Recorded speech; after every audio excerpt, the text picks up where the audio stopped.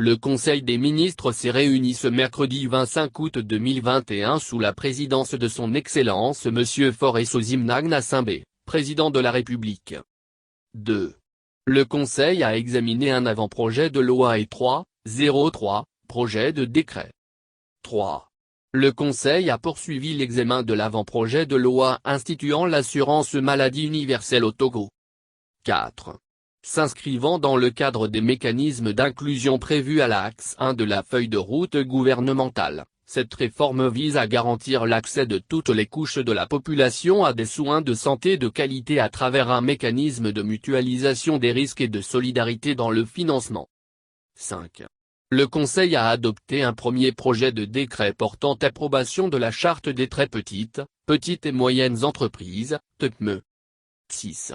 Les TPME constituent aujourd'hui la base du tissu économique du Togo et participent de manière significative à la croissance économique, à la création d'emplois, à la valorisation de l'innovation, au développement régional et local et au renforcement de la cohésion sociale. 7. Leur développement durable requiert outre un environnement global incitatif et cohérent, un dispositif d'appui direct performant et une offre de financement adaptée. 8. Ce décret s'inscrit dans le cadre de la mise en œuvre de la réforme R4 relative au renforcement des mécanismes d'appui aux TPME contenus dans la feuille de route gouvernementale. 9. Le Conseil a ensuite adopté le projet de décret fixant les règles, les conditions et les modalités de transport de marchandises dangereuses par mer, ainsi que de leur stockage et leur gestion dans les ports et les espaces maritimes sous juridiction togolaise. 10. Ce projet de décret permettra de réduire sensiblement les risques d'accidents liés au transport par voie maritime et le stockage des marchandises dangereuses dans les espaces portuaires et leurs dépendances. 11. Il permettra également de protéger davantage la vie humaine, l'environnement, les équipements et à donner une garantie de sécurité et de sûreté importante pour les populations et pour les armateurs internationaux dans le choix de leur port de destination. 12. L'adoption de ce texte s'inscrit dans la volonté de notre pays de se positionner comme le premier hub logistique de la sous-région. 13.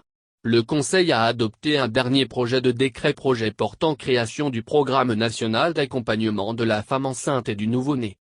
14. Le Programme national d'accompagnement de la femme enceinte et du nouveau-né dénommé VESU, a été conçu dans le but de réduire les taux de mortalité maternelle et néonatale, conformément au renforcement de l'inclusion sociale et à la modernisation de l'État tel que prévu dans la feuille de route gouvernementale. 15. Ce programme intègre de façon progressive, l'ensemble des prestations de prise en charge de la femme enceinte depuis la confirmation de la grossesse jusqu'au 42e jour après l'accouchement. 16.